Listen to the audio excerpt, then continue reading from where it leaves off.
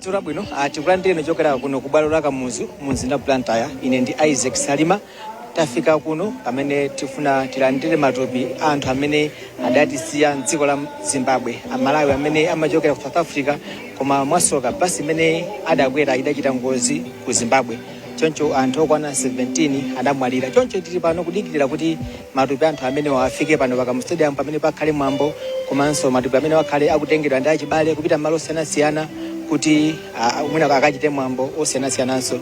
Koma pano ndithu tikudikirira kupeza matupi amene akuchokera ku Mwanza kumene tamva mwina cha Masisco koma kuti adusa pa Mwanza ndi nthawi nayo sakhala kufika pano, koma ndi mwambo wachisoni kwambiri popeza achibale komanso anthu ena osiyanasiyana afika pa malo ano kuti pachitike mwambo mmenewu. Choncho mmene mukumveranso pansipo ndi mwambo mmene uli wachisoni, ndi mwambo amaliro, nyimbo zake zachisoni, nkhope zachisoni, pamene anthu achibale amene abwera pano akudikirira kuti alandire matupi achibale awo. Zinthu zofesa chisoni kwambiri popeza anthu amaine abwere kuno ndithu mwina kuzagwira ntchito zosiyanasiyana kuzaona achibale koma mwasoka lake adachita ngozi. Choncho mmene mukuonera mwina kumbuyo kwangaku kumene ndithu kuli anthu osiyanasiyana amene afika malo ano, nkhope zawo amene anenera muja zikuoneka zachisoni. Ndi mzanga Daniel Zimba amene tili limodzi kuti mwina tikudikirira tiwapasa anthu chithunzi kuti mdani mwina malo ano aona zotani. Imene tafikira pano ndithu tikuzokunena kuti nkhope ndi zachisoni. Anthu afika pano ochokera madera osiyanasiyana kuyembekezera kuti azalandire anzathu amene atisiya pa ngozi yachitika ija. Ndizoona ndithu kuti mkampindi kapitako akuluakulu kuchokera ku unduna umene waona za ubale wa dziko ndi maiko ena amafotokoza kuti anzathuwa akufika ndithu mwina pa boda afika aoloka mwina nthawi ina iliyonse kuchokera pano tikhale tikuyembekezera kuti afika pamalo pano. Kungopereka chithunzithunzi kuti awa ndi anthu amene anatisiya pa ngozi imene ijayo, komano onse mtoto anali pa anthu 17. Komano amene timakamba nawo ambuyomu amatifotokozera kuti sanalishiwa kwenikweni kuti wina anali Malawi kapena ayi, ndi mwina akabwera akunduna afotokoza bwinobwino kuti amene ali Malawi ndi angati amene afika amene tikuwayembekezera pamalo pano, chifukwa chithunzithunzi chimene choti pakadali pano tilibe. Koma anthu amene anamwalira pa ngozi imeneyo ndi anthu 17 ndipo anthu ena 49 ana afika Saturday, afika kale, ena ali kwa chibale tikukamba pano, ena anagona pompano, nkhulupira kuti ena asumira anyamuka kumabwerera kumakwawo nsangayizeke. Mwina unali pompano Saturday lapitali pamene anthu amene adavulumuka pa ngozi imeneyi adafika, iwo afika ndithu ali moyo, mwina ena anavulalavula. Komano lero mmene unaonera Saturday ndi lero mwina mudi yake ukuona zotani? Ndithu ndikozokamba kuti mudi ndiyosiyana, chifukwa mmene timabwera dzulo makamaka Saturday anthu analiko ochuluka inde, koma simungayerekeze ndi mmene afikira panopa. Komanso even mukaona chikonzero chake ndichosiyana, chifukwa kufika kwa Saturday kunali kuonera kuti anthu angowalandira kuti anthu akubwera, koma inali yoti sinali yofanana ngati mmene mukuonera panopa kwafika anthu akuluakulu ochuluka. Tikukamba zokuti mwina kuchokera ku boma ndi anthu angapo amene abwera kuti adzayimire. Namba zoti ayendese mwambo umene ndi Justin Said amene ali mlembi wamkulu wa boma. Malipoti akusonyeza choncho, komano of course imene ndimakamba ndi Charles Nkhalamba kuchokera ku unduna amafotokoza kuti amene angayankhule malo mwa ku office ndi wachiwiri wawo. Ndesi tikudziwa kuti akhale kuti afika kapena afika amanena kuti sanafike pamalo pano, koma azifika nthawi ina iliyonse. Mwina ndi umakamba zokuza mudi pano kuti mwina waona motani? Panopa mudi ndi achisoni.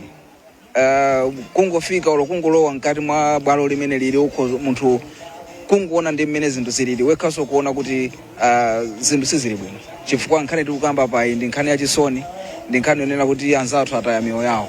Ndeto sefe ngati dziko tili mu nyengo yokuti ndi yachisoni, ndi anthu okhumudwa. So mukakamba za mmene kunoko kulili aliyense amene akuoneka mukhozo akuoneka ndithu kuti ndi nkhope zokhudzika, chisoni paliponse. Kuoneka kuti ndithu mwambo wake mmene umakhalira mwambo amaliro taona achibale mwina Angela akhuza tionetsera pang'ono kumbuyo kwathuku kuti mwina kuli motani popeza anthu akhalakhala akuoneka anthu ndithu okhuzidwa kwambiri nyengo yake yozizira kuno, koma anthu abwera pano ndithu mwaonyenja kuzalandira achibale yawo. Ikuoneka kuti ndi nthawi imene achibale imeneyi ayilandira movutikira kwambiri popeza polingalira kuti achibale awo ndithu amayenera kubwera bwino kuno ali moyo.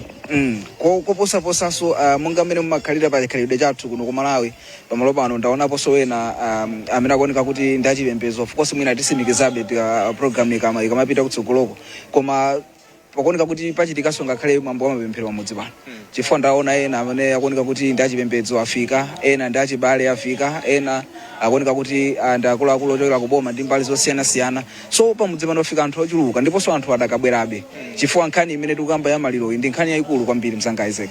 Ndaonaponso pali mfumu ya mzinda wa Blantyre a John Mosman amene akuonekanso mmodzi mwa akuluakulu amene afika ku nsanja kumeneko kumene mwina sungaoneke bwino malinga ndi ndima koma amanga nsanja kumene kukhale ndithu anthu amene akuluakulu amene akusogolera mwambo umenewu.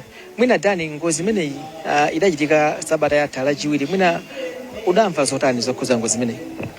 Ngozi imeneyi mwina ndingotengeraponso mpata kungofotokoza ziwiri zitatu zimene tinapeza titafika tsiku loyamba Saturday.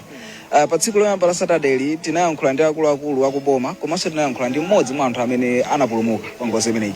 So chithunzithunzi imene anatipatsa amene anapulumuka anafotokoza kuti galimoto basi imene anakwera kuchoka ku South Africa inali ndi vuto. So atafika ku Zimbabwe basi manager anaona inakanika kuti ipitirire kuyenda, inaononga koma njira ine inafira pa njira. So itafa anapanga madongosolo kuti ayikonze kwa pansi paja sizinatheke. Anaitana mekaniki kuti abwere, anabwera, anayesa kuyigwira koma sizinatheke. Ndi atamaliza kupanga zawo zanaona kuti ikonzeke bwinobwino mwina ditengere ku garaja. So anayichosa pansewu kuyipitisa ku garaja. Kumene kuja anayigwira inaoneka ngati kuti atani yatheka. Koma atangonyamuka uli mtunda ochepa unapeza kuti pasija nkuchita ngozi. So mwina Mungu penekera ndi mmene zinthu zikuonekera chifukwa zina zokufotokoza kwa kuti chinachitika kwenikweni ndi chani mwina akhoza kufotokoza anzathu a technical koma kungopenekera ndi mmene zikupangira nkhani ndi kuti galimoto pena pake inali ndi vuto limenenso mwina nkutheka pamene inali kuyenda inakhala ngati kuti yakanika kuti ipange control bwinobwino kuti ngozi nkumachitika. Komano kuti inali ngozi yopsa kwambiri anthu amene anapulumuka akufotokoza kuti inali ngozi yopsa kuti mwina moyo mwawo mwina sangathenso kuyiwala bwinobwino, sangathenso kuyiwala mwansanga kuti chachitika kena kachipite chifukwa zinali zopsa. Anthu ena kuti ndi abale awo apita mwachisanzo, panalinso ena kuti ndi ana ang'onoang'ono, ana okuti mwina anapita ndi makolo awo amabwera kuno kenaka makolo awo amwalira sakudziwanso kuti makolo awo ali kuti. Mmodziyo ena akamayankhula naye kumufunsa kuti awa ndi bambo ako vanoti awa si bambo anga adakali ku South Africa. So nzakuti sakudziwanso kuti chachitika ndi chani. Chimene chingoti pasa chithunzithunzi kuti ngozi imeneyi yakhuza ngakhale ana ang'onoang'ono okuti mwina ngati dziko timayembekezanso kuti akhoza kudzakhalanso atsogoleri mawo. So ndi zinthu zokhumudwitsa kwambiri zachitikazi. Mwina amaoneka bwanji anthu amene adapulumuka mwina ena amaoneka kuti anavulala kwambiri kapena mmene aona bwanji? Anali oti avulala koma kwambiri chifukwa analipo ena okuti avulala kwambiri kuno sanafike. Amene wanapita straight kupita ku Queen Elizabeth ku chipatala kumene agona chifukwa chakuti mwina sakanataso kukhala pa open ngati tikuchitiramo. Koma amene anafika kunoko anali avulala, ena mayendedwe amakhala ovuta, ena kuona kuti awapanga awayika chikhakha, ena kuona kuti olokungoyiona nkhope munthu ukhoza kuona kuti munthu ali terrified ndi zimene anakumana nazo komanso mwina ali mululu zochita kuonekeratu.